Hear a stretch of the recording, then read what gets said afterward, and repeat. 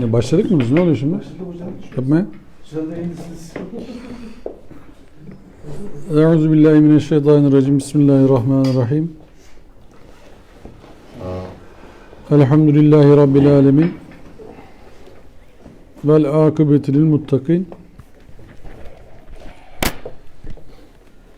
Ve salatu ve selamu ala Resulina Muhammedin ve ala alihi ve sahbihi ecma'ine ila yevmiddin. Allahümme şrahli sadri ve yessirli emri vahlul ukdeten min lisani yefkahu kavli. Allah anlamayı nasip etsin. Dilimizdeki düğümleri çözsün. Zihnimizdeki düğümleri de çözsün. Hazreti Musa'nın duası değil mi? Evet. Ve birbirimizi anlamamızı Allah nasip etsin inşallah. Anlama niyetimiz varsa anlarız Allah'ın izniyle. Ben ne diyorum? Başkanım nerede? Meğerse. Geliyorum. Aleykümselam. Hocam siz de yer. Yer çok ya. Bak o sandalyeyi çekin buraya. Yarın var. Burada oturun. Evet, sandalyeyi çekin abi o içeriden. Çek oradan sandalyeyi abi.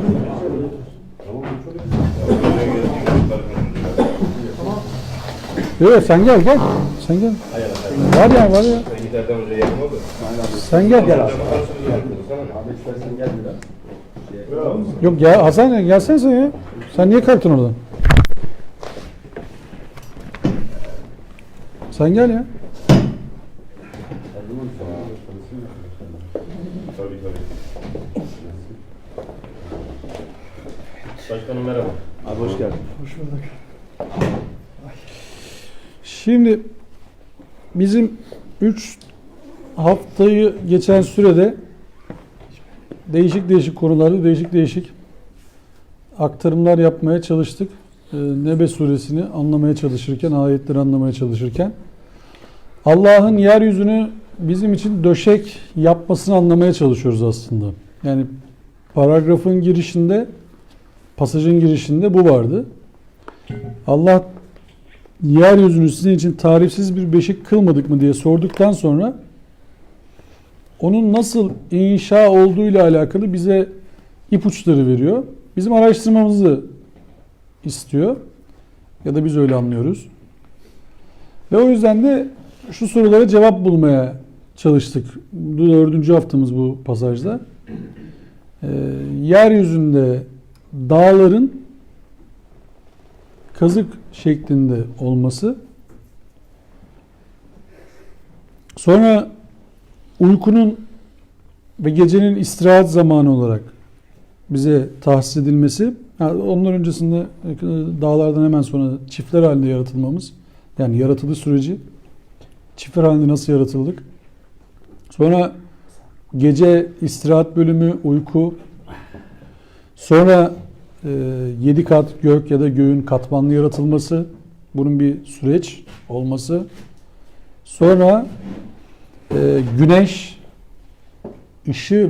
ısı ve ışık kaynağı olarak güneşin yaratılması, bize verilmesi ve devamında bugünkü 3 ayetimiz, ondan sonra çünkü başka bir noktaya geçeceğiz. Nebe suresinde sıkılmaya hazır yağmur yüklü bulutlardan şarıl şarıl sular indirdik ki onunla tohumlar ve bitkiler bitirelim. Dahası salkım saçak bahçeler yetiştirelim diye. Şimdi Allah yeryüzünü bizim için yaşanılabilir kıldığını söylüyor. Hamdolsun ki böyle bir ortam var. Bunun için bizim yaşamamızın işte sarsıntılardan engellenmemiz için, korunmamız için yaratılmış, sarsıntıların olduğu bölgelerde oluşan kazık şeklinde dağlar var. Bizim yaratılış sürecimiz var. Her canlıyı sudan yarattık diyen Allah'ın canlılığın başlangıcına bakmamız için indirdiği ayet var. Uykunun, gecenin bizim için indirilmiş olması, bize tariflenmesi var. Ve geliyoruz yaşam kaynağımız. Oksijen kadar önemli olmasa da işte oksijeni birinci sıraya yazarsak oksijenden sonra bizim için de çok önemli bir şey olan su. Suyun indirilmesi. Ve bunun yağmurlar vasıtasıyla indirilmesi. Biz burada Yağmur, kar, e, çeşitler. bulutlardan süzülüp gelmesi diye biraz daha üst bir başlık atalım burayla da ilgilendirip. Sıkılmaya hazır yağmur yüklü bulutlardan şarıl şarıl sular indirdik diyor Allah. Şimdi biz burada suların ayrılmasıyla alakalı ayetleri okurken Furkan suresi, Fatır suresi, Rahman suresi gibi ayetleri okurken suların özellikle tatlı suyun, tuzlu suyun ayrılması, bunun depolanması yeryüzünün altında, daha doğrusu yer kabuğunun altında işte akiferler denilen tatlı su depolarında depolanması, akiferlere inerken işte okyanuslardan suyun buharlaşması, su buharlaşırken, buhar fazına geçerken içerisindeki o tuzdur, minerallerdir, kalsiyumdur vesaire, demirdir, magnezyumdur, onların hepsini bırakması, buhar fazına geçtikten sonra yere inerken sıfır sertlikte inmesi, ondan sonra yerde toprakla buluştuğu zaman taşlara çarparak bir daha bir temizlemeye maruz kalması, temizlendikten sonra tatlı su olarak akiferlerde, su kaynaklarında bulunması, oradan tozlu suya karışmadan yeryüzüne çıkması ve bunun kesin çizgilerle ayrılması hususunda bir dersler yapmıştık hatırlarsanız. Sadece suyla alakalı bir çalışma yapmıştık. Suyun bir hafızası vardır. Yani bizim soframıza gelen suyun bir hafızası vardır. Suyu incelediğimiz zaman geçtiği coğrafya ile alakalı bize bilgiler verir. Taşıdığı özelliklerle alakalı bilgiler verir ve biz o özellikleri takdir edersiniz ki suyu bünyemize aldığımız an üzerimize alırız. O yüzden bazı suların taşıdığı mineraller vasıtasıyla böbrek taşlarına iyi geldiği, bazılarının hazma iyi geldiği, bazılarının işte bazı rahatsızlıklara iyi geldiği gibi bilinen gerçekler vardır. Bazı sular sıcak olarak yeryüzüne çıkar. Yer altında çok sıcak bir şekilde muhafaza edilir. Sonra bazı sıcaklıklarda 70-80 derecenin üzerinde işte kaplıca suyu dediğimiz sulara döner. Bazı sularda jeotermal enerji kaynağı olarak çıkar. Yani yeryüzünde 190 derece civarında su depolanır. Bu dediğim bölgelerden bir tanesi Afyon, Aydın'dan Denizli'ye kadar olan bir deltadır. Şu anda Türkiye'deki jeotermal enerji kaynaklarının, jeotermal enerji elektrik üretiminin büyük bir bölümü orada gerçekleştirilir. Yani yeryüzüne çıkışı 190 derecedir. Suyu sondaj yaptığınız zaman çıktığı an 190 derece. Tuttunuz. Tutmadınız, büyük bir buhara döner, büyük bir basınçla yukarı çıkar. O yeryüzünde dipteki su bitene kadar orayı bir daha buhar kent olarak görürsünüz. Başka bir işe yaramaz. Çok ciddi bir enerji kaynağı ve onunla elektrik üretilir. Türbüne verirsiniz onu. Türbünü döndürür büyük bir süratle, buhar vesaire, buhar fazına geçerek hemen. Ondan sonra tekrar o suyu yerin altına basmanız lazım. Bir dengesi var bu işin. Çok kireçli bir sudur filan. Ama o sıcaklıkların oluştuğu yerlerin işte eski yanardağların olduğu bölgeler olma ihtimalini konuşabilirsiniz. Yani o geriye dönük de size birçok bilgi verir. Şimdi bulutlarla alakalı, suyun oluşmasıyla alakalı şöyle birkaç bilgi vereyim ben size. Havadaki su buharının gerekli uygun ortama ulaştıktan sonra yoğunlaşarak yeryüzüne su damlacıkları halinde düşmesine yağmur deriz. Bu bir yoğunlaşmadır sonucu. Bunun su değil de kar olarak inmesi için daha soğuk bir ortama ihtiyaç vardır. Yani soğumanın gerçekleşmesi gerekir. İşte yoğuşmanın da çok basit bir şeyimiz vardı, bizim deneyimiz vardı. En azından bizim yaş grubu, bizden biraz daha ihtiyarların bildiği bir deney vardı. Çaydanlık deneyi. Çaydanlık deneyi. İşte çaydanlığın ucuna kapağını tutarsınız. O buhar oraya vurmaya başlar. Sonra yağmur oluşur, aşağıya kadar damlar. En basit bildiğimiz, en mantıklısı da budur zaten. Şimdi yapıyorlar mı bilmiyorum öyle şeyler de eskiden vardı böyle. Bak bir genç arkadaşımız gördüğünüz gibi işte ne kadar yaşlı olduğumuz ortaya çıktı. Tabii bizden daha yaşlılar da vardı. Ondan bak sesini çıkartmıyor. Allah bilir ne deneyi yapıyorsa onlar. Bizdeyken böyleydi. Buradan biz onu anlıyorduk. İşte yani yoğuşma dediğiniz budur. İşte bu buhar fazına geçmesi de budur. Yani normal şartlarda eskiden kitaplarda öyle yazıyordu. NŞA. Normal şartlar altında deniz seviyesi 100 derecede su buharlaşır. Buhar fazına döner.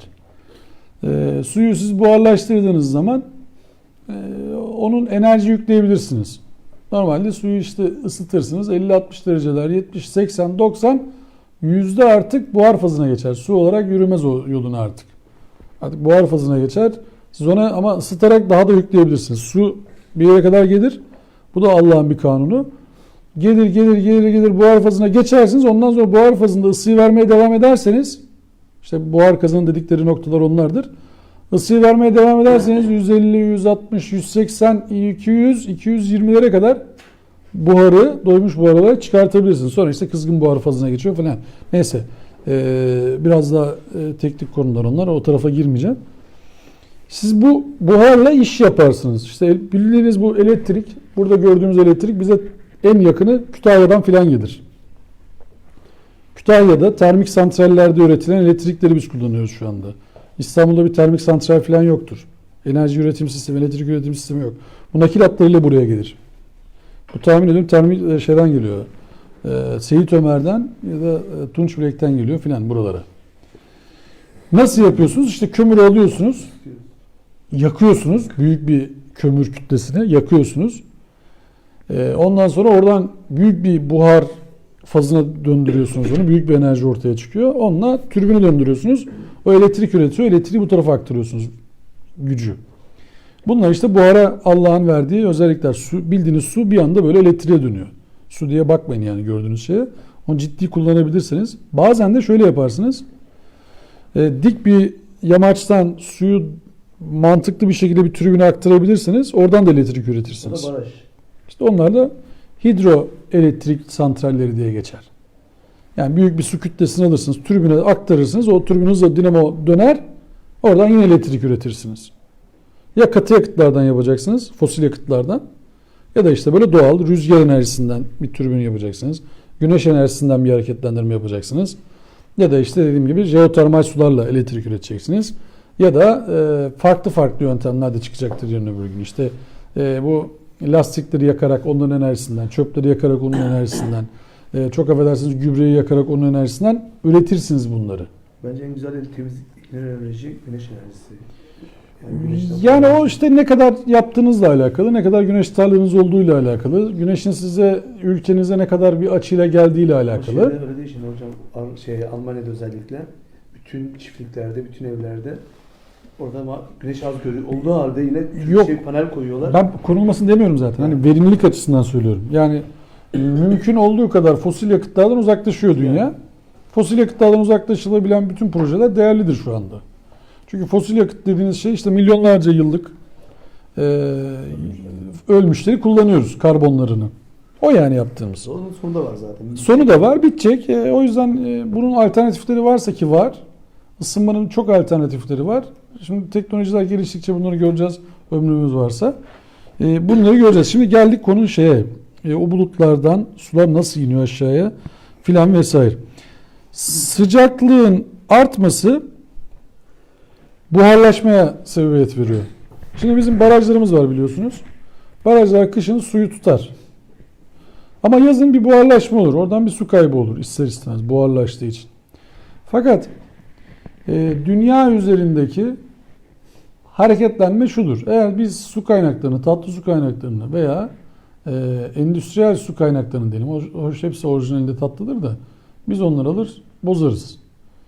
Tatlı su kaynaklarını dengeli kullansak Allah'ın rahmetiyle tüm kullarına yetecek kadar suyu dünyaya indirdiğini görürüz. Yüzyıllardır devam eden bir süreçtir bu. Yani Allah'ın bize yeryüzünü yaşanılabilir bir yer kılmasının mantığı budur.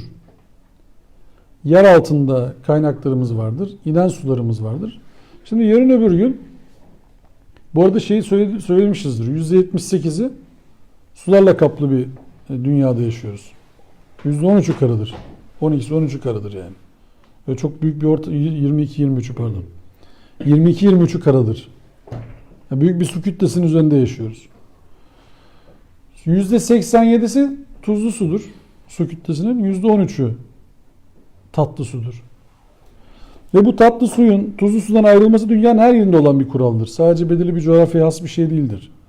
Yani Bahreyn denilen iki denizin birleştiği nokta, Müslüman da Finlandiya'dakiler neyle geçiniyorlar diye sormak lazım. Nasıl tatlı su buluyorlar diye sormak lazım. Eğer tatlı su ile tuzlu su bir tek Bahreyn'de birbirinden ayrılıyorsa ve Müslümanlar olarak biz bunu bulduysak başımız göğe ermedi biliyorsunuz. Oradakiler de tatlı su kullanıyorsa, bunlar da Bahreyn'den almıyorsa bu dünyanın genelinde geçer bir kuraldır.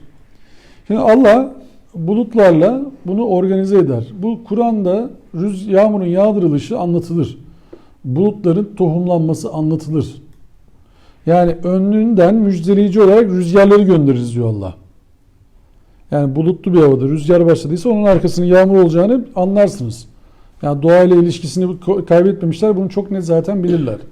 Biz bunu Kur'an'da görüyoruz. Sadece görüyoruz. Biz bunu sadece bir peşine düşseydik bizim rüzgarla alakalı rüzgar tribünlerini daha önce bulmamız gerekirdi Müslümanlar olarak. Hazreti Süleyman rüzgara yön verdiği, rüzgarla iş yaptığı bilinen bir peygamberdir değil mi? Biz öyle anlatılır Kur'an'da. Biz Hazreti Süleyman'ın rüzgarla olan ilişkisini şöyle mi düşünüyoruz acaba? Hazreti Süleyman sabah kalktığında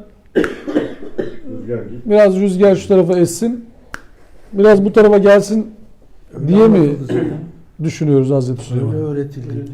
Ey rüzgar. Bu tarafa Rüzgar dur, rüzgar çık, rüzgar gel, rüzgar şey.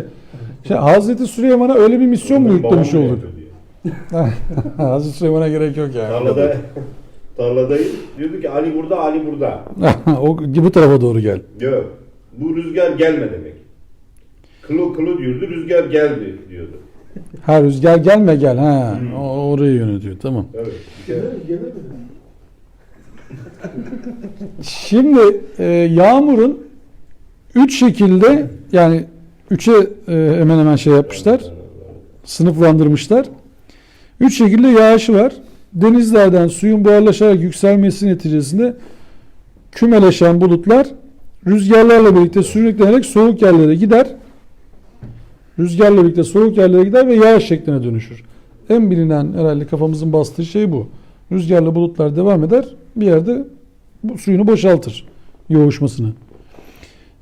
Bulutlar yüksek dağ silsilerine çarparak alçaklara göre soğuk olan yerlerde yağış meydana gelir. Bu bizim biraz daha Karadeniz bölgesiyle alakalı bir yağış stili. Oralar sürekli yağış almasının nedeni o. Yükseltileri fazla. Bulutlar o tarafta fazla. Havanın alçak basınç alanlarından gelen bulutlarla yüksek basınç alanlarındakiyle karşılaşınca yine yağış meydana geliyor. Bu da genelde işte o muson yağmurları vesaire vesaire. Suni olarak yağmur bombası çalışmaları vardı hatırlarsanız bir ara İstanbul'da da filan. Bu suni olarak yağmuru yağdırma dediğimiz şey yağmurda yani bulutun harekete geçirilmesi çalışmasıdır. Yani bulut yokken yapılabilecek bir şey değildir bu aslında. Ha bu denemelerde de dünya üzerindeki literatürde şu anda kabul edilen ya bu yağmur bulutlarının, yağmur bombalama sistemlerinin, yağmur bombası denilen sistemin fayda getirip getirmediği net ortaya konulabilmiş bir şey değil. Araştırmışlar, taraştırmışlar bunları. Burada da zamanında denemişlerdi İstanbul'da hatırlarsanız. Ama bu zaten yağacaktı da mı yağıyor? Yoksa bunun yağmadı işte rüzgar gelmedi yağmadı mı? Tam neticelendirilememiş. Şu anda da zaten şeyi çok uygulanan bir sistem değil ama bunlar da zamanında denenmiş. Bilim insanlarının hesaplarına göre denizlerdeki suyun hacmi kaç? Sallayan var mı? Metreküp cinsi. Tabii metreküp, kilometreküp. Metreküp biraz az geliyor o yüzden. Ya Allah bilgisini onunla örnek vermiş. Biz ne biliyoruz abi? Çay varsa çaydan önce söylemem. Kehf Ne? suresinde bilgisini denizlerin mürekkep olmasıyla örnek veriyor. Ne bilek ne kadar? İşte adamlar hesaplamışlar tahmini. Ampirik bir rakam yani. Ben size net sonucu bulun demiyorum ki. Kaç? 200 milyar metre. 100? 200 milyar. 200 milyar. 200 milyar metre tül bile vardır. Kilometre küp. Biraz daha küçültün rakamınızı. Hı? Kilometre. Kilometre küp. Oradan göremezsin. Ucuna bakma. Hani bak burada. Bana bakma yok. Yan çünkü. 1 milyar 370 milyon kilometre küp. Tahmin. Kilometre. Kilometre küp. Hı. Kutuplarda ise Metre tülden büyük abi o. 23 milyon kilometre küp. Hı. Kutuplardaki. Akarsular ve göllerde 250 bin kilometre küp. Toprak altında yaklaşık 250 bin metre küp gibi bir Dağlardaki şey var efendim. dağlardaki buz Onu söyledim ya, kutuplardaki buzullarda falan yaklaşık işte topladığın zaman 1 milyar 393 milyon 500 bin kilometre küpe falan geliyor. Denizdekilerle aynı. Yok toplamını Yaklaşık. söylüyoruz. Hı. Toplamı. Dünyaya peki bir yılda dünyaya kaç kilometre küp yağmur yağıyor? %1'i diye. Sallayın canım, bir şey değil mi? Yani ben çayımı aldım, nasıl söyleyeyim. Fark etmez yani. Her türlü söyleyeceğim. Abi rakam büyük konuşamıyorum. Deniz suyuyla aynı herhalde. Yok. 390 kilometre küp yılda dünyaya yağmur yağıyor tahmini. Toplam sudan daha mı fazla? Tabii yani 1 milyar Fazla yağıyor gibi geliyor. Evet. Bayağı şeyler değişti çünkü. Öyle anlamadım. 1 milyar 370 milyon kilometre küp. Bize dünyaya sadece 390 kilometre küp yağıyor. Allah Allah. Hani 4'te de falan. Şimdi 5'te 1'le mi denk geliyor? Yok ya, ne 5'i ya? 500'de biri belki 5000. 1 milyar 370 milyon kilometre küp Ötekisi 300. yağınsa 390 kilometre Kaç küp. hacı? Kilometre küp neye tekabül Ya ediyor? kilometre küp olması lazım. Biri 1 milyar, biri 390. Yazayım mı neye denk geldi? Ha. 390 Evet. bin bile değil ya. Yazayım mı şuraya? Mesela ben dediğime yakın işte %1'i yani. Rakam yok ortada, onu söylemeye çalışıyorum. Yazayım mı? Öğretmene öğretmenlik yapmayalım hocam. Yok yapın. Bak yazayım mı sıfırları? Yazın. Hasancan yazsana. Ben de şimdi mikrofon var. Bunu çıkartırsam Abdülaziz Bey yönetmenim kızar. Şu rakamı yazıyorsun güzel kardeşim. 393 var ya, 500'lü. Arkasında kaç tane sıfırı varsa onu yaz. Duruyor orada, silgi yok mu? Aa, peçete var. Peçete var orada. İlkini Ya sildi çocuk. Eli güzel sildi ama. Ama bu hakikaten güzel. Ben peçeteden o kadar emin değilim, o kadar güzel silecek mi yani. Kaç defa geçti bak peçete amca. Biz tahtaları öyle siliyoruz abi. Adam öğrenci adam ha, bir şey demiyorum ki. 1393 500 sonra sıfır at bayağı. Bayağı bir vardı da. Dur, oraya zoom yaparsın şimdi. Bana yapma.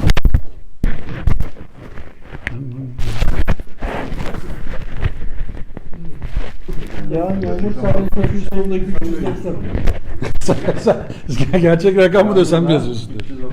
Yağında bir kadar. Bunda kaç sıfır var? Hiç o kadar. O işte. Yok. Bu gerçekten o sıfırlar var mı? Var. Milyonda biri bile yokmuş da. 1 milyar dedin abi. 1 milyar değil mi? Tamam işte. Hayır, tona vurunca bu. Ha, tona mı hocam? Ha. Bu tona vurunca. Bu tona vurunca böyle çıkıyor. Şu rakam çıkıyor. Ağırlık mı? Öbür kilometre küp ne dedin ya? İşte bu o. Kilometre küp dediğim. Kilometre küp deyince Bunu demeye çalışıyoruz. 13 tane sıfır geliyor arkasına. He. Milyon, katrilyon, kentilyon, bilmem ne yiyor. Bilmem ne trilyon oluyor işte, anladın mı? Öyle bir şey oluyor yani. Onu da söylemeye çalışıyorum. O yüzden kilometre küp diyor adam zaten ona. Tonaj olarak. Bu kadar ton su mu var dünyada ya? Yaklaşık. İşte 390 kilometre küp olan da senede yağan. Valla ben o zaman bundan sonra musluklara kısmıyorum hakikaten. Kız. O kadar su varsa. Bana güzel bakar. Güzel türlü yeter bu. Kullanılabilir. Bunun kullanılabilir ne kadar?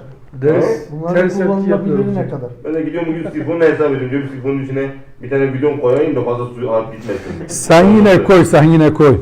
Çünkü sen ulaşılabilir su miktarları. Ceza yazacak su idaresi Bak istiyor. yok. Keşke şey yapsaydım. Türkiye'deki tatlı su kaynaklarının haritasını çıkarsaydım da görseydin. Niye o sifona onu koyman lazım yani? Kişi başına kullanılan su miktarı üzerinde bir ders öyle bir denk gelirsek aklımıza, dünyada kaçıncı sıradayız bir görün bak. Kişi başına düşen su miktarı. Kullanılabilir su miktarı. Ne kadar gerilerdeyiz. Türkiye bildiğin su fakiri bir ülke o açıdan. Ve bizim Türkiye haritasını düşünün. Batı'nın ve Doğu'yu şöyle Malatya falan ayırın böyle, tamam mı? Malatya'ya kadar gidin, ondan sonrasını ayırın. Nüfus %70'e %30'dur tahminen. Bu taraf %70. %80, %20 bile. Belki %70'e %30. Su tam tersi. Yani yakın bir gelecekte tersine göç başlarsa şaşırmayalım yani Türkiye'de. Bak, Türkiye'den kimsenin gideceğini falan söylemiyorum. Diyorum ki Türkiye'de kaldığı halde insanlar burada nüfus yoğunluğu %70'e %30 iken su %30'a %70 olduğu için hop terse dönebilir iş yani. Bu özellikle bizim bu Trakya falan bilmem de sudan o kadar zengin değiliz yani. Ben ağla sayılırım o zaman. Her şeyi zannetmeyin ki şu anda bizim Güneydoğu üzerindeki yerim var. planları şey olarak zannetmeyin yani sadece. Su savaşları. Abi ben Tabii canım. Hemen var. Bu saatten sonra ülkeyi yıkmam. Gazoz alayım aşağıda. Sadece toprak olarak düşünmeyin oradaki savaşları. Yani Irak'taki, Suriye sınırındaki, bizim Güneydoğu'daki şeyleri sadece böyle asabiyet üzerinden görmeyin. Irkçılık falan olarak bakmayın yani orada. Oradaki burada hatırı sayılı bir arkadaş var biliyorsunuz. Tombul, gözlüklü, papyonla jeofizik bir profesörü var bir tane. Televizyona çokça çıkan.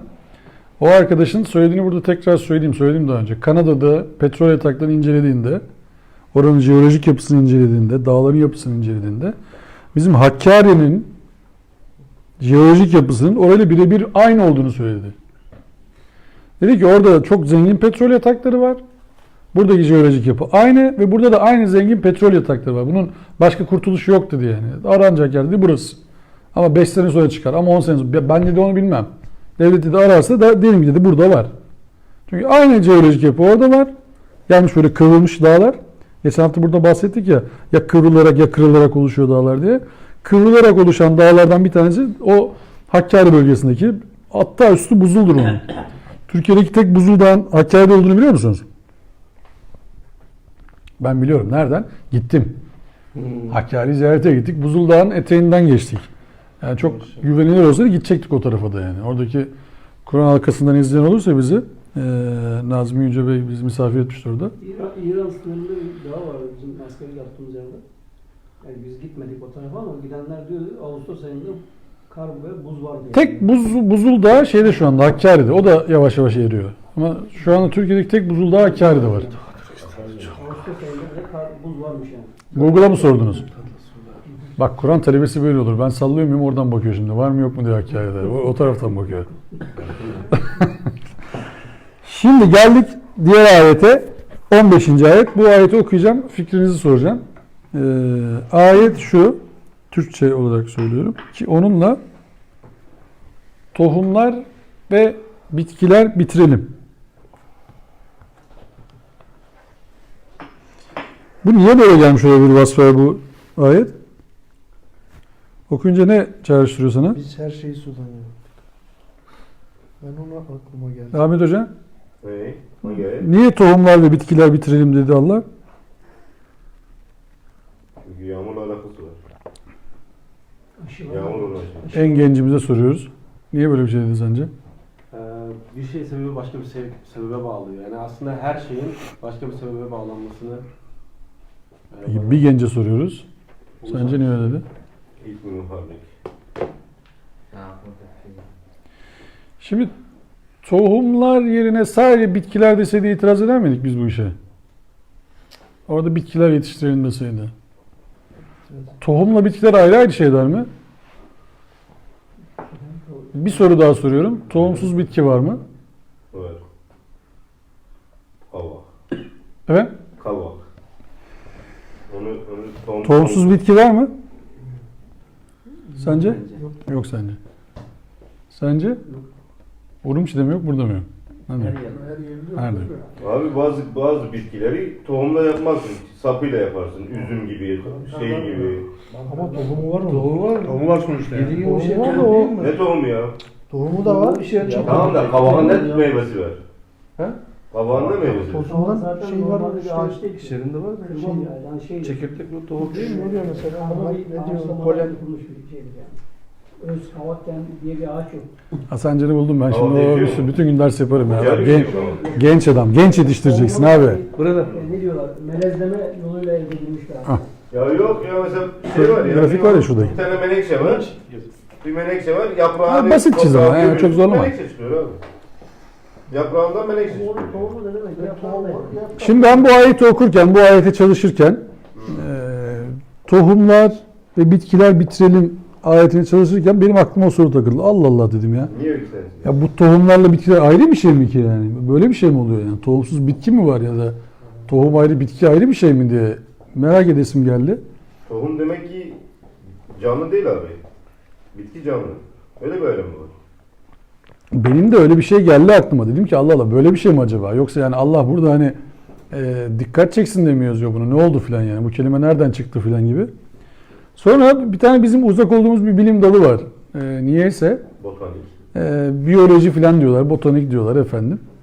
Oraları araştırırken bunları bize aslında bazen öğrettiklerini filan gördüm ben. Okullarımızda bunlar geçiyormuş bizim. Tabii. Bizim konuyla alakamız yokmuş ama okullarımızda bunu bize anlatıyorlarmış. Ben de Allah'a hamd ettim, dedim ki iyi ki Kur'an okuyoruz. Bak en azından böyle şey oluyor. Denk geliyoruz arada bir bilgilere. Üremeyle alakalı filan konuşurken baktım ki ya tohumsuz bitkiler varmış. Bir de bunlar sürüsüne bereketmiş yani. Tabii. Bunların da bir de üreme modeli varmış. Tohumsuz bitkilerin. Şimdi tohumsuz oluyor da nasıl ürüyor bu arkadaş? Tohumu anladık da tohumsuz nasıl oluyor bu iş filan gibi peşine düşüyorsun bu sefer. Varmış demekle de yırtamıyorsun. Mantara da diyorlar, bitki mi? Hayvan mı belli değil diyorlar. Şimdi Abdülhab diyor ki kardeşim biz buraya Kur'an dinlemeye geliyoruz. Biz kaç haftadır Kur'an dinleyemiyoruz. Hep böyle acayip şeylere bakıp duruyoruz ya. Doğru söylüyor da. Haklı. Bunlar da aynı işte. Biz de atalarımızın yaptığı gibi okuyup geçebiliriz. Öyle yapmamız lazımdı normalde. Niye böyle yapıyoruz anlaşılmış değil yani. Ders bunu da olmasın dedim.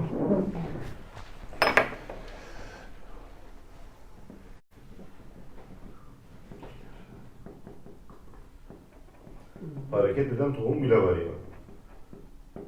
Ahmet Hoca'yı çağırsan şimdi. Keşke vallahi aklıma gelmedi. Vallahi keşke gelseydi. Bunun işleri biraz geç bitiyor. 9'da falan. Keşke vallahi gelseydi yani. Neyse çağır bizi ne bunu anlatır. Ne oldu? Eyvallah.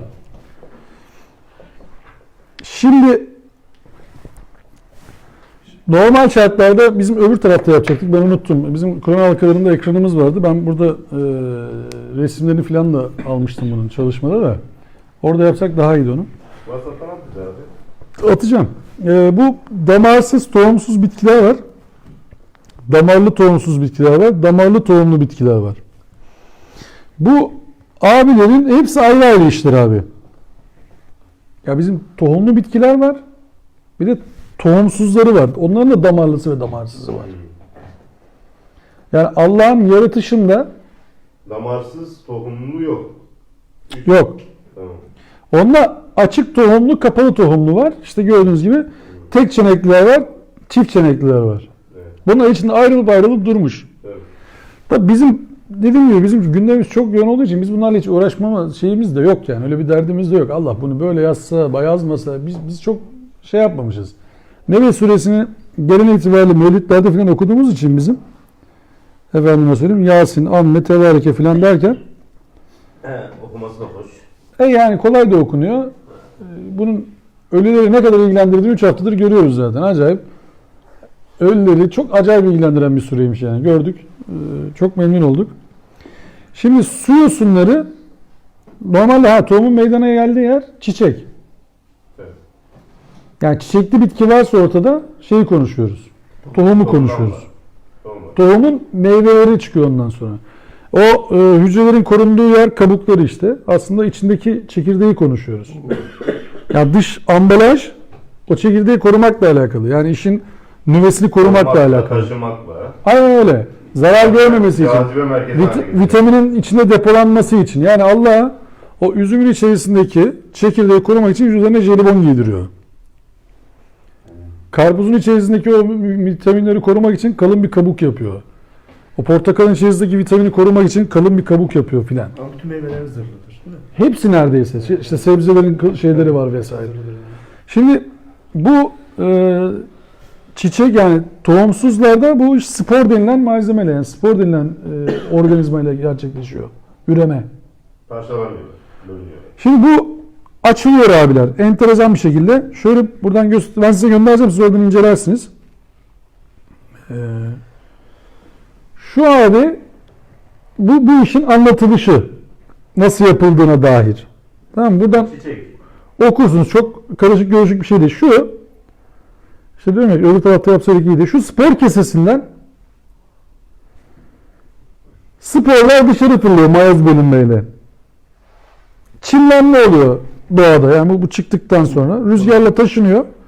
Polenlerle vesaire. Çıkıyor ve gittiği yerde çimlenmeye dönüyor. Çimlenmeyle bunlar işte gametler oluşuyor. Gametlerden tekrar bir bölünme oluyor. Sonra da şu çiçekli yapıya dönüşüyor. Alp. Alpler. Alplere dönüşüyor. Yani bizim alp dediğimiz noktalara dönüşüyor. Bunların dönüşmesi, ya dönüşse ne olur, dönüşmese ne olur dediğimiz kısma gelebiliriz.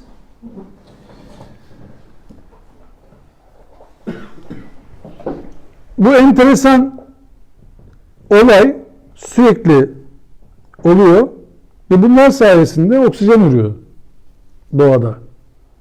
Fotosentezler gerçekleşiyor. Şimdi bunları biz yok etmeye kalkarsak aslında kendi ayağımıza sıkmış oluyoruz. Yani yeryüzünde fesat çıkartmayın denildiğinde biz ıslah edicileriz diyoruz ya Kur'an'a göre. Şimdi tarım arazilerini, bunların bulunduğu yerleri biz kalkıp da inşaat yapacağız, fabrika yapacağız diye talan ettiğimiz zaman kendi ayağımıza sıkıyoruz. Veya işte GDO'lu ürünler üreterek. O da bir mantık. Ama buradaki iş ne biliyor musunuz? Kendimizce Mısır'ı ıslah ediyoruz Tabii. ama bozuyoruz yani. Şimdi tohumlu bitkilerin %10 kadarı rüzgar yoluyla tozlaşıyor. Ya tohumlu bitkilerde de var bu. Açık tohumlu bitkilerin neredeyse tamamı rüzgarla tozlaşıyor. Türkiye'nin bulunduğu ılıman kuşakta orman ağaçlarının çok büyük kısmı rüzgar yoluyla tozlaşıyor. Kayın ağacında bu rakam tek bir çiçek için 12.000 ve tek bir ağaç için 2 milyar civarında. Yani polen üretimi inanılmaz boyutlarda bu tozlaşmayla beraber. Bu polenler çıkıyor, millet hasta oluyor falan ya böyle. Yani tırsıyoruz, mırsıyoruz falan. Ama o müthiş bir dengeden bahsediyoruz. Biz onların arazisine çökmüşüz aslında. Normalde onların yaşam alanına biz girdik. Bize Allah yaşam yerleri olarak biraz daha böyle dağlara doğru yayılmamızı söylemişti. Biz onların alanına giriyoruz. Ormanların alanına giriyoruz, sebzelerin alanına giriyoruz. Çok affedersiniz hayvanların alanına giriyoruz. Onların alanından çalarak kendimize bir yaşam imkanı kurmaya çalışıyoruz. Sonra herkes aslında rücu etmeye çalışıyor. Ormanlık yerlere böyle şeye kaçmaya çalışıyoruz yine. Betonlaşıyoruz ya, betonlaşıp hemen tekrar toprak çekiyor bizi. Böyle küçük bir yere yanaşalım ya. Toprakta biraz daha iç içe olalım Ne da. kadar Bayrampaşa'dasınız? Doğma büyüme ya. Eski halini biliyorsunuz değil mi? Biliyorum, Sağmacılar, mağmacılar. Bilmiyorum. Biliyorum. Biliyorum. Sağmalcılar vardı işte. Sağmacılar zaten süt işlerin olduğu yer Tabii değil mi? sağmalcılar vardı yani. Evet. Şimdi hiçbir şey yok yani. Şimdi burada bu göndereceğim ben size bunu da o yüzden çok böyle teknik konulara girmeyeyim. Yığılmayalım içerisinde. Çiçekli bitkilerin nesillerini devam ettirmesi tohuma bağlı. Çiçekli bitkilerin. Ama çiçeksizlerin neslini devam ettirmesi bizle alakalı değil. Biz müdahale etmezsek o devam ediyor gidiyor. Yani Allah'ın yaratıştaki farklılığı, farklı bir müdahalesi var burada. İnsanı çıkardığımız zaten Cennet dünya kalıyor. Bitki örtüsüyle kaplı. Tabii cennet kalıyor geriye. Ya dünya kendi kendine İnsanı çıkartınca cennet kalıyor geriye. Başka bir şey olmuyor ya. Tertemiz sular, balıklar, kuşlar, hayvanlar çoğalır. şeyler. bitkiler. Ama tabii onun için de uzun bir zaman geçiyor. Özellikle şu betonun filan ortadan kalkması gerekiyor. Plastiklerin ortadan kalkması gerekiyor falan falan. Şimdi dünya büyük bir kara olmaya doğru gidiyor. Tek parça olmaya doğru gidiyor. 12 tane geçen hafta bahsetmiştik. Tektonik plaka var demiştik. 12 tane büyük kara parçası. Bunlar hepsi birbirine yanaşıyorlar. O yanaşırken işte o su da aradan çekilecek. Büyük bir kara parçası olacak. Böyle koca bir ada olacak dünya. Etrafında suyla beraber. Biz bu yaşamın önünde durmazsak bu söylediğim gerçekleşecek. Yani oksijen alabilecek hale gelirsek.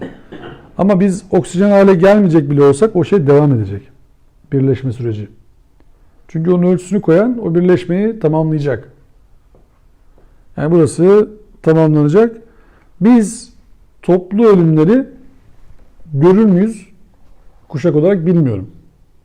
Öyle bir kehanette bulunamam. Ama eğer bu doğayla uğraşmaya devam edersek, bu bitki örtüsüyle uğraşmaya devam edersek, işte karların oluşmasının önüne geçersek böyle koca koca binalarla, şunlarla, bunlarla vesaire, küresel ısınmayı bu kadar körüklersek sorumuzun çok iyi olmadığı ortada.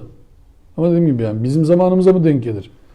Bizden 250 sene sonraya mı denk gelir onu ben bilmem yani. O benim işim değil. Sadece bilim insanları toplanıp bir şey dedikleri şuydu. O demin bahsettiğimiz işte mercan resifleri, Avusturya dediğimiz konu. Avustralya. Geri dönülemez, tahmin edilemez noktayı geçtik dediler.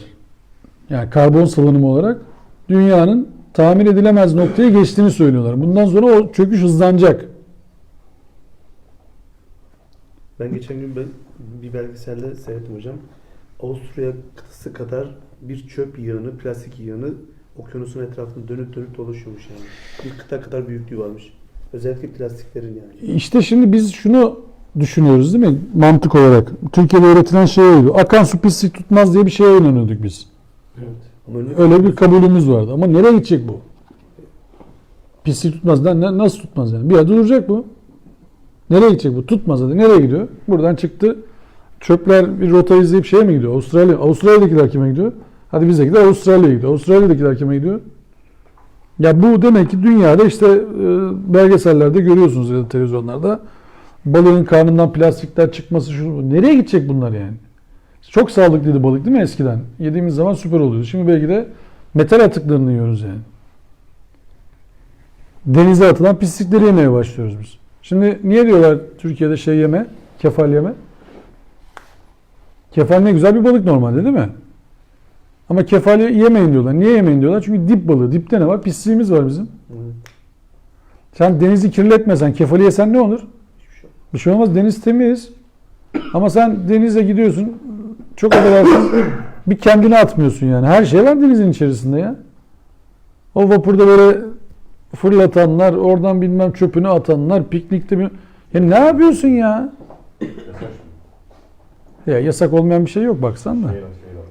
Şimdi biz bu bitkileri ya da yağmuru yanlış anlamayın söylediğimi kendini kafir olarak tanımlayanlardan öğrenmememiz gerekirdi. Yoksa insanın bilgisini eleştirmek için söylemiyorum. Ürettikleri bilgi ortada. Çok enteresan şeylere imza attılar. Biz de faydalanıyoruz kendilerinden sağ olsunlar. Hatta birçok buluşlar olmasa şu ne yayını yapabileceğiz ne birbirimizi arayabileceğiz falan falan yani. Şimdi onlara sallamayı biliyoruz ama onların ürettiği her şeyi de kullanıyoruz farkındaysanız yani. Bütün yeniliklerine sahip çıkıyoruz adamların. Şimdi bizim Müslümanlar olarak bir sorgu zamanımız geldi geçiyor sanırım. Yani biz Allah'ın ayetlerini ne kadar ciddiye aldık, ne kadar ciddiye almadık sorusunu sorma zamanımız zannediyorum geldi geçiyor. Yani nacizane 4 haftadır üzerine durmaya çalıştığımız 7-8 ayet kaç tane bilim alanını bize açıyor aslında. Ve biz ama camilerimizde, ama medreselerimizde, ama orada, ama burada, ama okullarımızda bunlara yönlendirilmedik, yönlendirilmiyoruz. Yani Müslümanların din olarak kabul ettiği kavram, öğreti sadece camide geçerli hale geldi. Hayatı kuşatmaktan vazgeçti. Ve şu anda da Türkiye'de bir vaveyla koparılıyor. Deizm artıyor, ateizm artıyor, agnosizm artıyor, dinsiz çocuklar artıyor filan. Şimdi çocuklar ellerinde telefonlar, tabletler, bütün gün buluşlar falan falan falan falan peşinde koşarken elinizi vicdanınıza koyun söyleyin. Aynı şeylerin bir teviye anlatıldığı toplantılarda, toplantı şekillerinde niye yer alsınlar? Ben şu soruyu bazen soruyorum. Örnek verdiğiniz insanlar, işte Ali Kuşçular, efendime söyleyeyim Biruniler, İbn Sinalar, Harezmiler, İbn Heysemler kaç yıl önce yaşamışlar? Kaç yüz yıl olmuş? Böyle bir şey olur mu ya? Peki bunlar ilim alanında örnek verdiğimiz insanlar değil mi? Din alanında örnek verdiğimiz insanlar 1400 yıl öncesindeki insanlara örnek anlatıyoruz değil mi çocuklara? Peki sivri zeka bir tane çocuk gelse bize dese ki ya tamam güzel anlattın, hoş, iyi bir şey söylüyorsun da 1400 yıldır hiç kimse çıkmamış mı ya bu dinden? Yani böyle kafası çalışan adam olmamış mı hiç yani? Dese ne cevap vereceğiz? Ya 200-300 yıldır bir buluşa, dünyanın, insanlığın faydasına bir buluşa imza atmamış olmak yenilir yutulur bir şey mi yani? Bu nasıl bir durgunluktur? Bu nasıl bir boş vermişliktir yani? Bunun önündeki engel nedir mesela? Müslümanların ilimle buluşmasının, ilim adına hareket etmesinin, ilmi ana gündem maddesi yapmasının önündeki engel nedir sizce? Kolay yaklaşmaktan böyle. Nefis terbiyesi. Yani, Hep onunla uğraştık. yani bizim Din adamlarının adam olarak görmesiydi. Gavur icadı. yok birçok örneği vardır. Birçok şey etken bulabiliriz yani. Birçok söylevi geliştirebiliriz. Ama hani dini ilimler, beşeri ilimler ayrımı bu işin ana sütunudur diyebilir miyiz? Kesin. Yani dini bilimlerle beşeri bilimleri ayırıyorsunuz birbirinden. Hafızlık yapan çocuğa 70 kişiye şefaat şansı tanındığını söylüyorsunuz. Biyolojide tohumlu bitki, tohumsuz bitkileri yapanlara cennete girme garantisi bile vermiyorsunuz. Öbürü 70 kişi. Kendi girdi 70'i de kurtardı. Biyolojiyle, jeolojiyle uğraşanların dinle alakası olmadığını iddia edecek hale geliyorsunuz neredeyse. İbn Sina'nın bazıları tarafından din dışı kabul edildiğini bilirsiniz değil mi? Evet. Kendini Müslüman olarak tanımlaması çok bir şey ifade etmez bazıları için. Ali Kuşçu'nun, Farabi'nin mesela bunların dinle, diyanetle birilerine göre pek bir alakası yoktur. Niye? Akılcı olduklarını iddia ederler ve bazılarına göre dinle akıl bir arada olmaz. Aklın olduğu yerde din olmaz hatta. İşte Kur'an bize niye akletmiyorsunuz diye sorar değil mi defalarca? Kur'an-ı Kerim'i okuyan arkadaşlar şöyle bir ibareye rastladılar mı bilmiyorum, ben rastlamadım ama ne kadar az ezberliyorsunuz diye bir ibareye rastladınız mı hiç? Hiç mi ezberlemezsiniz diye bir ibareye rastladınız mı? Fazla Kur'an- derine dalmayın. Kur'an kafayı yersiniz. ezberlemeyi kolaylaştırılmıştır diye öyle tahrif ediyor ayeti. Ezberlemeye kolaylaştırmıştır. Evet. Ha biz bunu anlayasınız diye kolaylaştırdık ayetini, Evet. ezberleyesiniz diye. Şimdi Zikri ezber olarak. işte bizim genç arkadaşlar, yaşlı arkadaşlar fark etmez. Şu fikirden bu fikirden fark etmez. Şu anda ilimle uğraşan, bilimle uğraşan insanlara Müslüman alemi dediğimiz alemi söyleyeceğin ne var sizce şu anda? Adam şey yapıyor şimdi. 3 boyutlu yazıcılarla 138 metrekarelik evi 24 saatte beton yaptırıyor böyle. 3 boyutlu yazıcılarla adam çalıştırmadan. Şimdi bu adama ne anlatabiliriz biz? Söyleyin bana. İcat yapma. İcat çıkartma. En güzeli o mu? İcat çıkartma yani. Şimdi adam diyor ki 30 katlı binayı 15 günde yapıyorum diyor. Buna kafa yoruyorum diyor mühendislerle beraber. 30 katlı binayı Belgeselde izledim. 52 katlı binayı bir ayda yaptılar. heh, 52 katlı binayı tamamen şeyler, Kontrol. duvar tek parça böyle şeyler, bloklar, hemen montaj, Demontaj. şey, hemen montaj yani hiç başka bir şey yok. şimdi biz bu arkadaşa diyoruz ki ulan Gundi senin ahiretin yandı. Sen 50 günde onu yaptın bunu yaptın ne oldu yani? Adamın gelişmesini ciddiye bile almıyoruz adamın biz. Değil mi? Hiç umurumuzda bile değil yani. Tabii. Diyoruz ki biz cennette köşkler, möşkler. Mağarası gitmesin paranı bize ver. Sen de yaptığın iş mi? Senin yaptığın ne ki yani? Tesla, Elon Musk dediğimiz abi tünel projesi yapıyorum diyor işte. 20 dakikada diyor bilmem kaç kilometre geçecek tünellerle geçeceğim diyor böyle Amerika'nın bilmem ne bölgesine. Biz diyoruz ki hey. Biz cennete gittik. Salak paralar harcıyor. Oraya ne para harcıyorsun sen yani? Ne yapıyorsun ki sen yani? Sonuçta kıyamet olacak. Ha ya bir de öyle var değil mi yani? Sonuçta kıyamet kopacak. Ne uğraşıyorsun yani? Şimdi Öyle diyor, ayda su var mı? Bilmem neresi. ver bana 10 bin Manyak dolar. işler. He. Ben öyle diyor.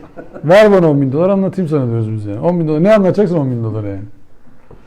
Şimdi bizim burada emeğe saygı göstermediğimizi bir başlık olarak söylesem yani. Bunları anlamak için, bunlarla kafa yormak için bayağı bir, ben şimdi göndereceğim size mailleri. Emek sarf etmek gerekiyor.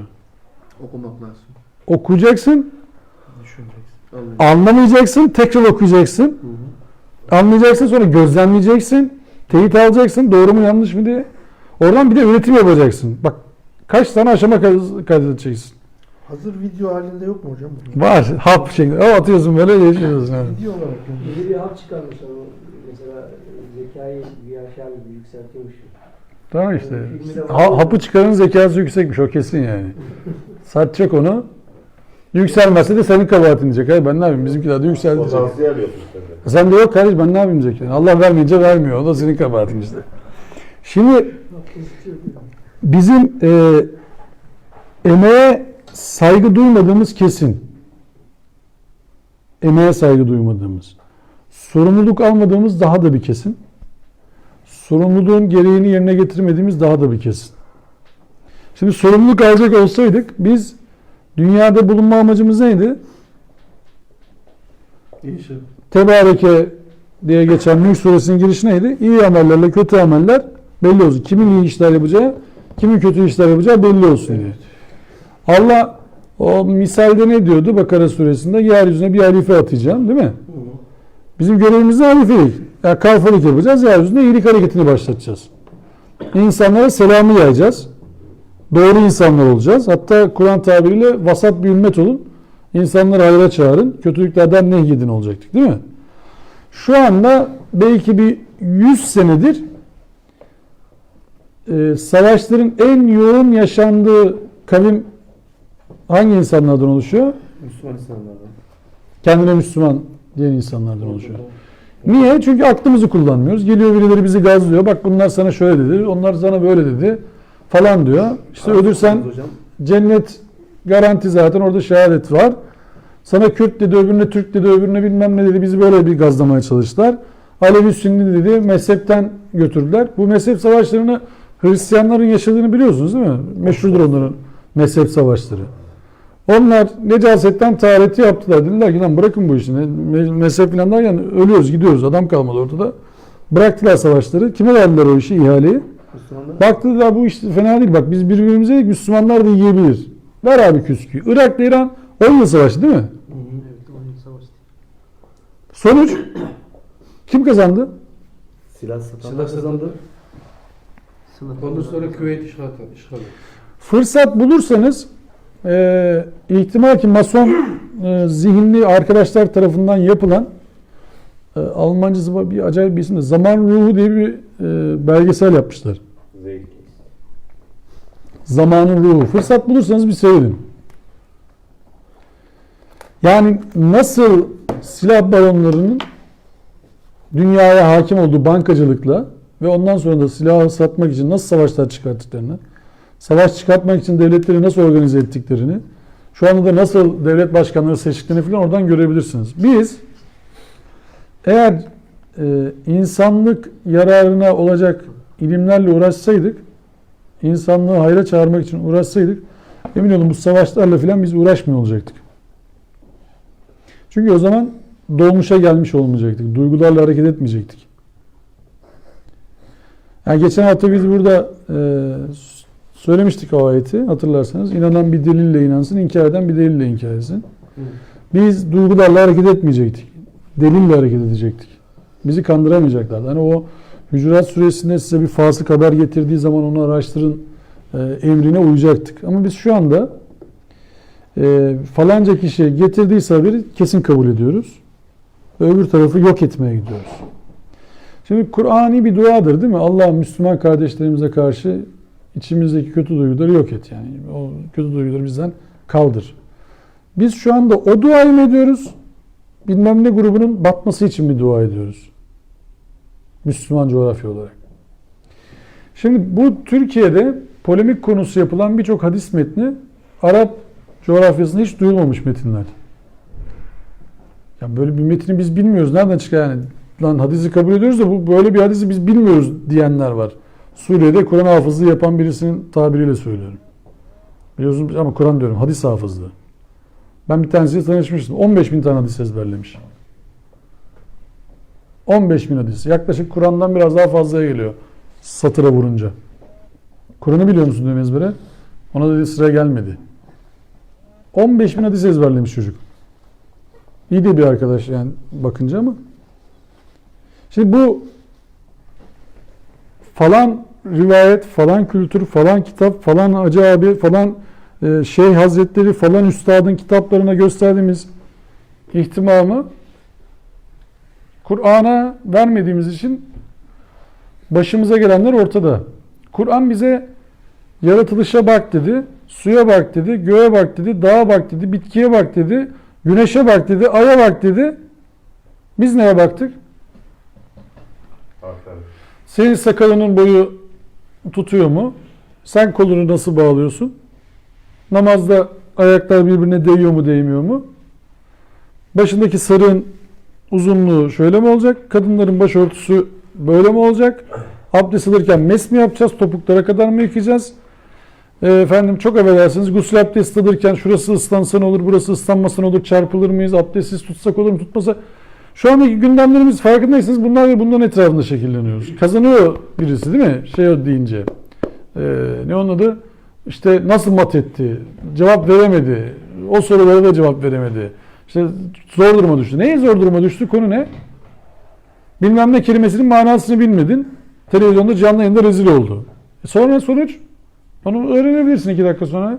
Bak söz diye çözdün o işi. Zor bir şey değil o. Ama bizim ürettiğimiz hiçbir şey yok. Kaç yıllardır biz sefil durumdayız ya. Ve şu anda daha da kötüye gidiyoruz. Şu anda ne tartışılıyor dünyada biliyor musunuz? Takip edeniniz vardır belki. Çip takılıyor insanlara. Çip.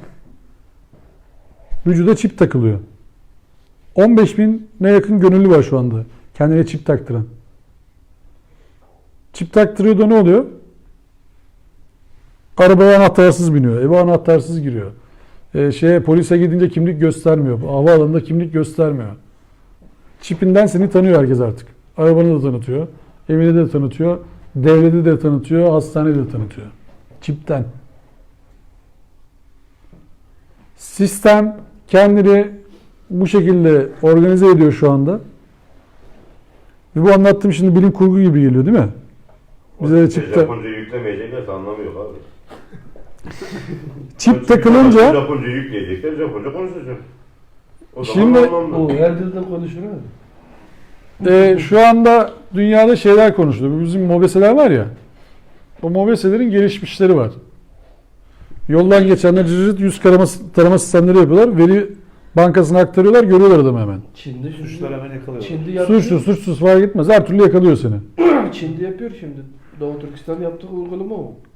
Doğu Türkistan olarak da bakma yani. Her türlü yapıyor adam. Kendi adamına da yapıyor onu. Yani yapıyor. Evet. Şimdi ne var? O Amazon Go diye bir tane dükkan açtılar. Biliyorsunuz Amazon'u. İçeri giriyorsun. Alışveriş yapıyorsun. Dışarı çıkıyorsun. Kasa yok. Reyon görevlisi yok. Migros'ta da yapmışlar. İnternetteki Amazon. Migros'ta da var bazı şeyler. Alıyorsun alışverişi, kartını okutuyorsun barkodla. Sanal. Markot yok işte Hacı abi burada. Sanal. Sanal. Yok sanal değil ya. Sanal değil. Market abi. Bildiğin market. Her tarafta sensörler var. Kameralar var. Tamam mı? İçeri giriyorsun sen. Sen girince sistem seni tanıyor. Kendini daha önceden tanıtıyorsun. Sisteme kaydoluyorsun. Telefon üzerinde.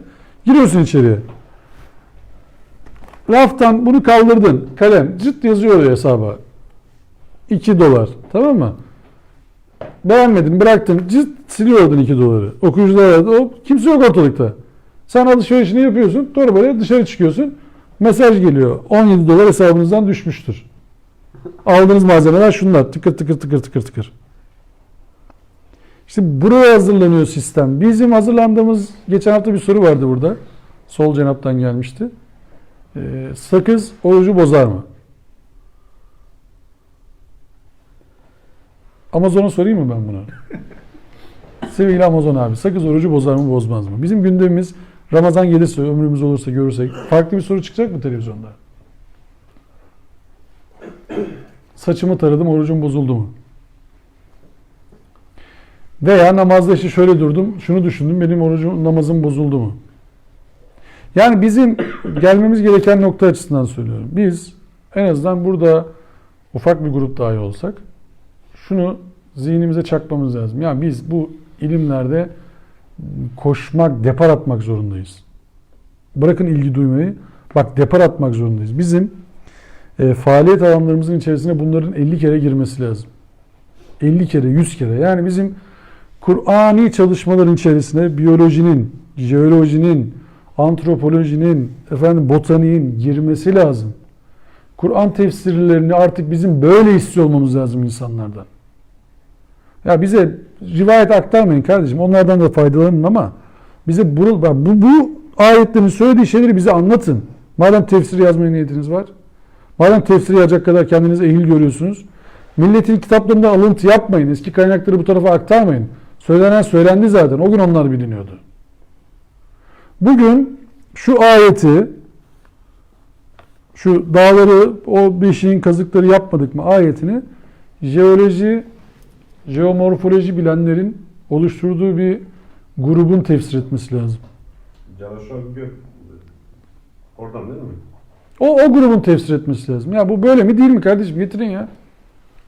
Kur'an'daki dağ ayetlerini toplayın bir tarafa. Bununla alakalı fasikül çıkarın. Ben en kolayını yapabilirdik. Tekrar söylüyorum. 4. kere söyleyeceğim. Bu ayetleri okumamız 15-20 saniye alır bizim. 8-10 ayeti. Okurduk. Allah'a hamdolsun derdik. Okumuş, dersimizi yapmış, evimize de dönerdik. Hiç de bir şey olmazdı. Bir de sevaba girdiğimizde zannederdik. Takdir edersiniz ki. Ama çocuklarımızı, arkadaşlarımızı, bizden büyükleri, bizden küçükleri fark etmez. Kim bu çağrıya cevap verir onu da bilmem bak. O benim işim değil. Ben sadece diyorum ki kendi anladığım kadarıyla. Bu ilimlerle bizim acilen irtibata geçmemiz lazım. Acilen. Biz kıldığımız namaz, tuttuğumuz oruç bizi ilgilendirir. Şahsımızı. Kötülüklerden alıkoymasıdır değil mi namazın amacı? Namaz insanı kötülüklerden alıkoyar. Oruç sorumluluk bilincine erişmemiz içindir. Zekat toplumsal paylaşma içindir. Ama ilmin zekatını vermeniz gerekiyor. Yani şu bilimlerle alakalı, gök bilimleriyle alakalı, güneşle alakalı bilgileri bizim üzerine kafa yoran insanlar olmamız lazım. O gruplara destek olmamız lazım. O bilgilerden heyecanlanmamız lazım. Yoksa bizim heyecanlanacağımız şey çok güzel sesli Kur'an okuyan birisini bulmak olabilir. Ona da saygım var. Dinleyebilirsiniz. Dinleriz. Dinlerim. Ama bu bizi köle yapmaktan kurtarmayacak emin olun. Köleleşiyoruz. Şu anda masadaki telefonları toplasak kaç dönüm arazi alırız Elazığ'da? Hem 120 dönüm veririm. Cep telefonlarını toplayalım sadece. Kaç dönüm arazi alırız ya?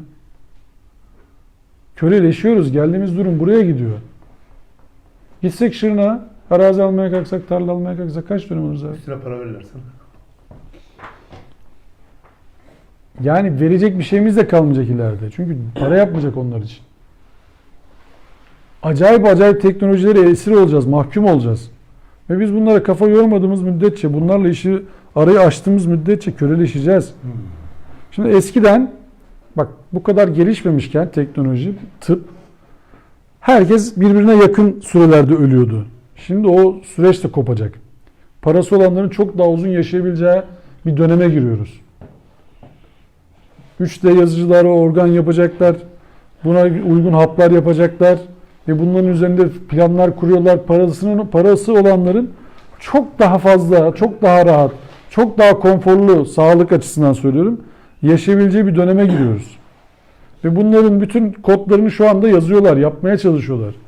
Ve bizim gündemimiz hala buralar değil, buralara kulak bile kabartmıyoruz. Ve benim aktarmaya çalıştığım, emin olun bu işin %1'i bile değildir. Acayip buluşlar var. Şimdi yaşı bizce birazcık büyük olanların bu 10 sene önceye kadar gördüğü buluşları yaz desen yazabilirlerdi. Şahit olduğunuz buluşları yaz desen yazabilirlerdi. Beynin parmakları biraz daha fazlaydı. Şu anda önünde duramıyorsun buluşların. Ne olduğunu kimse anlamıyor. Çığ gibi geliyor yani. Büyüye geliyor. Çünkü şu an tamamen hayal gücüne bağlı oldu iş. Garip ama öyle. Hayal ettiğinizi bulacak hale geldiniz. Geçen teknolojiyle alakalı bir program dinliyorum arabada giderken. Adam şey diyor. Mağazalara bir sistem koymuşlar. Aynanın karşısına geçiyorsun, kazağını deneyeceksin veya işte gömlek ne alacaksan. Arkada diyor kamera var. Okuyucu var aynanın arkasında. Sen diyor oraya bakarken aynanın yanına diyor şeyi çıkarıyor. İşte bak şu modelleri var, şu şeyleri var, boyları, Desenleri var. şu renkleri var. Üzerinde demiyor. Efendime söyleyeyim. Bir de bununla şu gömlek uyar, bununla bu ayakkabı uyar, bunda bu pantolon uyar, buna bu şapka uyar. Bak bunlar da var. Ekranda bunlar çıkacak diyor. Sen oradan seçip diyor tık tık tık tık tık tık sen onu seçtiğin an diyor reyon görevlisi sana getirecek diyor onları. İşte İsmail Bey bunları da seçmişsiniz buyurun filan. Şimdi onun üzerinden diyor siz okumaya başlıyor. Siz girince diyor sizin nereye gideceğinizi şey yapıyor diyor. Siz ekrana bakarken şey yanacak. Sen buradan aramışsın Google'dan işte şeyi. Ya şey var mı acaba çorap mı alsam? Hop. Diyor ki çorapta indirim var. Sen orada kazak bakıyorsun. Çorapta indirim var. Atlette kampanya. Bir atlet alana bidon bedava filan. Bu ürün alırlar buna da baktı diyor. O şimdi mağazalara sektirmiştir onu. Mağazalara yansıtmışlar. Ve bu çat diye gelecek önümüze bizim bir anda. Şu anda uzak geliyor benim anlattığım. Çat diye önümüze gelecek. Gençlerin baktıklarını biz şu anda ne yapıyorsun oğlum filan demeye fırsatımız bile olmayacak. Silindir gibi geçecek üzerimizden. Belli yani bu iş. Geliyor diyorum ya bak geçen burada konuşmuştuk hatırlarsanız. Uber falan konuşuyorduk ya burada. Şoförsüz arabalara gidiyor dedim ya iş. Geçen Renault lansmanını yaptı. Şoförsüz araba. Lansmanını yaptı. Kapı açılıyor yana böyle. Hop iki kişi ayak üstüne atmışlar böyle muhabbet ediyorlar. Karşılıklı araba bu tarafa gidiyor. Böyle muhabbet ediyorlar bunlar. Araba bu tarafa gidiyor. Renault da yapmış. Tesla yaptı. Tesla yaptı ya kimse yapamaz zannediyorsun değil mi? Yok. Renault yapmış böyle muhabbet ediyorlar. Ayak üstüne atmışlar. Yanında böyle işte bir şeyler içiyorlar filan. Televizyon öbür tarafta. Tekerleri nasıl? Evet. Bunun tekerleri nasıl diyor? Tesla'nın mı bunun benim anladığım? Ford'unki. Renault'unki. Renault. Çok güzel dizayn yapmışlar. Onu bilmiyorum da çok güzel yapmışlar. Nereye saklıyorlarsa o şeyi, jantı mantı. Kapı açılınca teker de beraber gidiyor. Başka bir araba. Ve O iki teker birbirine nasıl bağlı hacı? işte biz şu anda ama daha önemli görevlerimiz var bizim. Nasıl bir Sakız orucu bozar. Bizim daha önemli görevlerimiz var abi şu an. Biz o Tesla'nın, Renault'un işleriyle uğraşamayız hocam yani. Şimdi bayanın olduğu ortamda asansöre binsen ne olur, olmasan ne olur onları tartışıyor bizim alim abiler yani. Bizim işimiz var yani. Yemin ederim bugün tırstım ya bir tane kadınla hastanede denk geldik. Ulan dedim şimdi bu kadın buradan bir bağırarak çıksa yandım dedim ya.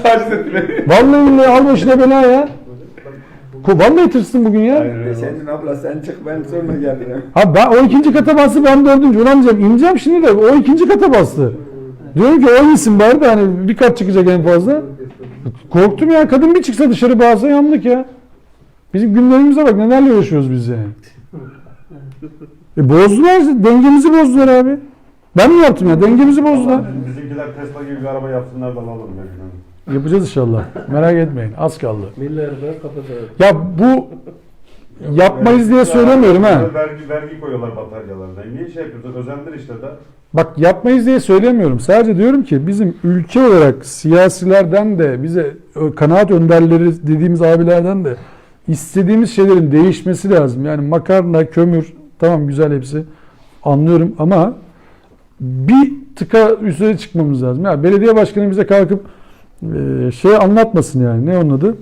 Kaldırım taşlarını düzeltiyorum diye o istemesin bizden. Anlatabiliyor muyum? Yani bu farklı bir şeyler anlatsınlar bize artık. Yapmasınlar. Yani olan biz oldu bari çocuklar biraz iyi yaşasın. Yapmasınlar yani. Böyle saçma sapan pazar tezgahıyla o istemesinler bizden yani. Daimi pazar kurduk. Yap abi çok güzel. Yap da yani. Ya çocuklara bir bilime yönlendirin yani bu çocukları. Okullardan zorla bilime yönlendirin bunları ya. Yapmayın gözünüzü seveyim yani. Biz cahil olduk işte en böyle okumuşumuz şey oldu. Üniversitelerin kampüslerinde kağıt oyunlarını iyi oynarlar mesela. Üniversiteyi iyi okuyanlar kağıt oyunlarını da iyi oynarlar. Arada dersler arasında falan falan. İşte maçı iyi bilirler. Ya şu anda biliyor musunuz bu bilgisayar oyunlarının ligleri var. LOL mu diyorlar? Ne diyorlar? Futbolcu kadar para kazanıyor bu çocuklar ya. Bir transfer falan da oluyor. Futbolcu kadar para kazanıyorlar ya. Geçen şurada bir Bakırköy tarafında kapalı spor salonu var. Ağzına kadar dolu. Bilgisayar maçı yapıyorlar. Ağzına kadar dolu. Turnuva gibi değil mi? Tabii maç yapmış iki takım. Tribün ağzına kadar dolu. Oturmuşlar seyretmişler. Ben Allah Allah diyorum. Ben neresinden diyorum burası? Aa baktım Sinan Erdem spor salonu şeyde. Ama onun film oynadı herhalde değil mi? Öyle bir film oynadı. Değil mi? Filmi çıktı değil mi? Filmi daha yeni çıktı. Yani. Filmi daha yeni çıktı. Ben bir tane falan da yapılıyor. ya öyle bir ortam varmış. Biz bak konu benim alakam yoktu zaten. Ben bir tane çocuğu gördüm. Yok mu öyle bir şey? Yok. Bir tane çocuk delikanlı bir çocuk gördüm. Sizin yaşlarıdır yani. Çocuk böyle gözlüklü ama bir acayip bakıyor yani. Bizim arkadaş dedi ki ya ne zamandır gelmiyorsun görüşmüyoruz falan. Gelemem dedi. Ben de olan ne dürüst adam ha gelemem diyor yani. Bravo tebrik ediyorum seni falan. Niye dedim gelemiyorsun? Oyun oynamam lazım dedi. Dedim Allah Allah yani. Niye ne oyun oynuyorsun dedim sen ya. Abi ben takımdayım dedi. Ne takım dedim ya. LoL'un bir takımına girmiş bu. Türkiye bilmem ne karmasına seçilmiş. Bilmem kaç saat oyun oynaması lazım bu çocuğun. Bu çocuğun babası öğretmen. Milli eğitimde. Bir şey yapamıyorum diyor. Oynuyor abi diyor. İşte oradan takıma çıkacak. Allah Allah dedim ya. Sonra araştırdım ki bambaşka bir dünya varmış orada yani. Transferler, paralar, karakter satmalar, bilmem neler. Bir seviyeye geçince para kazanıyorsun filan. Eskiden bilgisayarla uğraşanlara diyorlardı. İyi bakmıyorlardı biliyor musun? 3-5 sene önce. Çünkü oğlum kalk biraz derslerine çalış filan. Şimdi diyorlar kalkma devam et. Bozma. Bozma. Hiç elime bir yazılım yapıyorsun. Evet para. Ya da YouTube'da bir videon patlıyor. 1 milyon seyrediliyor. Sen Koy parayı. para gitti. Devlet daha yeni vergi koymaya başladı onlar. Devlet de benim kadar farkındaydı durumu. Daha yeni geldiler. Dediler ki lan burada para varmış yani. Baya paralar kazanıyorlar ya reklamlardan. Abi ben bazı şarkılara tıklıyorum ayıptır söylemesi. Açıyorum dinliyorum. Bir bakıyorum 46 milyon seyredilmiş şarkı. Adam ölmüş. Müslüm Gürses söylüyorum. Ulan zamanında o kadar dinlenmemiştir herif yani. Yayınlayan o şey oluyor işte. Bak. İşte yayınlayan. Ben yayınlasaydım ben alıyordum parayı. De yok yani. Telif hakkı var hocam. Ben o parayı verirdim ona. Kapatırdım başkasını açarsın. Öyle. Adamlar öyle paralar kazanıyorlarmış. Biz yapacağız şimdi. Yatırım yapacağız. İplik, çorap, oradan triko, müşteri geldi. Oradan ödemesi gelecek mi, gelmeyecek mi? Çek patlasın. Çek patladı, arabanın takla attı, şoför gitti.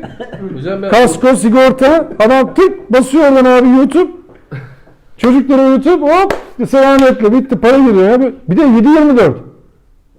Abi dükkan kiraladılar, bak. ben yaptım. Söyle abi.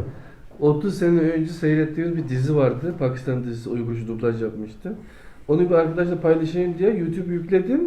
Bana telif hakkı öde diye geldi. Müziklerle 30 sene Ya önceki o müzikler. birisi uyanmış işte. Uyanmadan çok büyük para kazandılar. Şimdi adam ben bunu satmıyorum dedim ya. Yine de izin vermedi. fark etmez baba. Adamların bak şimdi internet üzerinde yaptıkları ticaret şuraya geldi. Bir tane site var. Neyse çok tıklanan bir site. Alışveriş sitesi. Bilmem ne burada.com ismini vermiyorum. Reklam olmasın şimdi o yüzden. Abi dükkan kiralıyorlar. Dükkan. Ne? Bilmem ne markalarına dükkan kiralıyorlar. Ali Ana Baba- ekranda çıkmak için. Ali Baba'nın yaptığı şey mi? Kaç lira kiralıyorlar sizce aylık? 70-80 bin liraya kiralıyor ekranını. Ana sayfada çıkacaksın diye. Nasıl açar mısınız? Anlamadım bile. Abi bilmem ne burada diye bir site var ya, giriyorsun oraya bir şeye bakacaksın. Evet, telefonda var şimdi. X markası, Y markası ön sırada çıkmak için abi, bunlar kalın markalar. Dükkan açmışlar oralara. Ürünleri satılsın diye. Ön sayfada çıkmak için aylık 70-80 bin lira kira ödüyorlar. Ama öbür Site. tarafta bir sürü para kazanıyorlar. Abi işte Evet, özellikle bir televizyon giriyorsun, örnek veriyorum. Başta telefonlar hep üstlerde. Yani aradığın onlar para veriyorlar abi işte. televizyonu bulamıyorsun. Sanal ekrana veriyorlar o parayı hocam. Bak dükkan kirası, hava parası bir şey yok. Günde kaç tane müşteri geçiyor sizce oradan?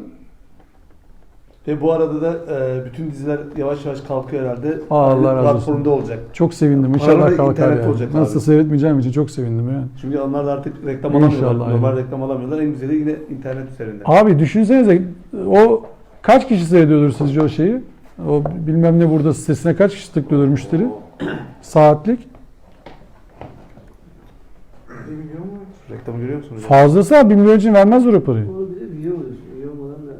Üye olmadan da Yok gezmek için üye Hepsi olmuyor. burada girebilirsin, bir şey yok. İstediğin gibi giriyorsun. Alacaksan şeyini ver. Üye olmadan da alabiliyorsun falan. Ürün yazıyorsun hemen karşısına çıkıyor işte. En nokta bir bilmem nesi. Abi bak bizim üst versiyonumuz. Bunların hani bu saydığımız firmalar buralı işte onlar Katarlara sattı filan neyse de o Ali Babalar, Amazonlar filan korkunç cirolar artık onların ki yani geçen internette vardı depolama sistemini gösteriyor Ali Baba denilen yerin. Komple robot, barkodlarla, fotosellerle çalışıyor. Binlerce ürün dönüyor. Küçük bir adam var. Şakada. Binlerce ürün dönüyor. Otomasyona dönmüşler tamamen. Oradan para kazanılıyor. Yani bizim şimdi İşten kovmuş adam biliyor musun? çocuklarımıza bizden sonra geleceklere gelecek aktarırken iyi insan olmayı öğütleyelim kabul. Biz yapalım onlar da olsun inşallah tabii. Bir öğütlemeyle olmaz o iş.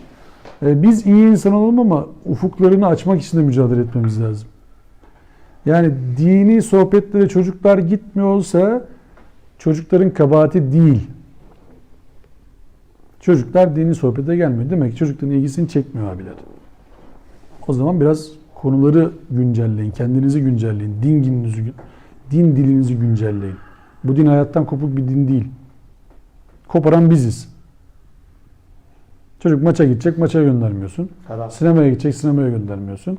Bilgisayar oynayacak, bilgisayar oynatmıyorsun. Gel diyorsun, şimdi Kur'an dersine gideceğiz. Olur. Gelmiyor yani. Gelmeyecekti. Çünkü çocuğun hayatını engelliyorsunuz. Çocuk yaşamak istiyor. Bugün buraya uğradık. Mescitten ise ikindi öncesi ben abdest tazeledim. Çocuğu da okuldan almıştım. Oynarsın. Biraz birlikte top oynadık. İkindi ezanı okundu. Neyse o sünneti kıldık. Oğlum dedim gel cemaatle kılalım. Baba dedi halalara gidecektik. Buradan çıkıp. Baba ben halamlarda kalsam olur mu şimdi? Tamam. Şimdi halamlara gidince kalsam geçer mi? Dedim onun geçebilir ama sen bilirsin. Burada cemaatle kılacaksın. Orada sen bilirsin. Neyse geldi 5 dakika. Yani takılalım burada. Hazır buradayken duralım bile yani. Yani bizim işimiz zor. Benim gördüğüm üzerimizde büyük bir enkaz var. Oradan çocukların özgürlüğünü, yani dinsiz bir özgürlükten bahsetmiyorum. Ben Kur'an-ı Kerim'in insanlık için büyük bir şifa ve rahmet olduğuna eminim, imanım var yani. Ben bundan hiçbir şüphe duymuyorum. Yani ayete tamamen iman ediyorum yani. Şifa ve rahmettir. Ama doğru okuma modeliyle. Yani bizi hayattan koparacak, bizi böyle gıptayla sağdan soldan baktıracak hale getirmemesi lazım dini anlayışımızın. Böyle bir şey olamaz yani. Yani Müslüman gülmez, Müslüman oturmaz, Müslüman eğlenmez, Müslüman onu yapmaz. Ya niye arkadaş? Ya insanız da yani Allah Resulü hiç gülmedi, hiç ağlamadı mı? Ona mı inanıyorsunuz? Hiç üzülmediler, hiç şaşırmadılar. Ona mı inanıyorsunuz yani? Robot yaptılar. Ya böyle bir din olur mu ya? Hiç baba oğul birbiriyle şakalaşmıyor. Niye? Müslümanız biz, ciddi olacağız falan. Böyle bir şey olur mu ya? Ya insansın abi yani. Sen normal hayatın içerisinde yaşayan varlıksın. Üzüleceksin, sevineceksin, heyecanlanacaksın, gezeceksin, oturacaksın. Bu okumayı engelleyecek bir şey değil. Oku, Yaradan Rabbin alır. Her şeyin bir ölçüsü var. Her şeyi terbiye eden bir Allah var. Ama bu ilimlerden sakın ama sakın insanlar gözünü başka tarafa çevirmesin ya. Yani düşünsene. Çocuklara göz okutmuyorsun, kulak okutmuyorsun, tıp okutmuyorsun, hukuk okutmuyorsun. Bunlar hiç mi ihtiyacın olmayacak? Biz sadece şey okuyoruz şimdi. Kur'an hafızı olacağız. Tamam oladım. Kim yapacak doktorluğu? Dinsizler. Öyle mi? O doktora da gitmiyor. Kim bakacak bize? Doktora da gitmiyor hatta. Ya böyle bir şey olur mu ya? Bu nasıl bir koptuk biz ya? Yani velhasılı Allah sonumuzu hayretsin. Ama hayır olması için bizim talep etmemiz lazım. Yani bu 6. ayetle 16. ayet dahil okuduğumda 16. ayeti de okuyalım. Dağısı salkım saçak bahçeler, yani bu akşamın son ayeti. Yani birbiriyle örtüşen bahçeler insanın yaşaması için Allah tarafından verilmiş nimetlerdir. 6 ve 16. ayet arasında yaklaşık 10 ayeti anlamaya, aktarmaya gayret ettik. İnşallah doğru anlamışızdır. Bizden daha iyi anlayanlar da vardır hiç şüphesiz. Onları da dinlemek isteriz. Doğru bir şey anladıysak, doğru bir şey çıktıysa bu pasajdan Allah'ın rahmeti, mağfireti, bereketi bize lütfudur. Hatalı bir şey varsa bizim hatamızdır. Allah affetsin. Ama inşallah doğruyu anlamamızı da nasip etsin. Ve ahiru davana elhamdülillahi rabbil alemin. Rizalillah Teala'l Fatiha.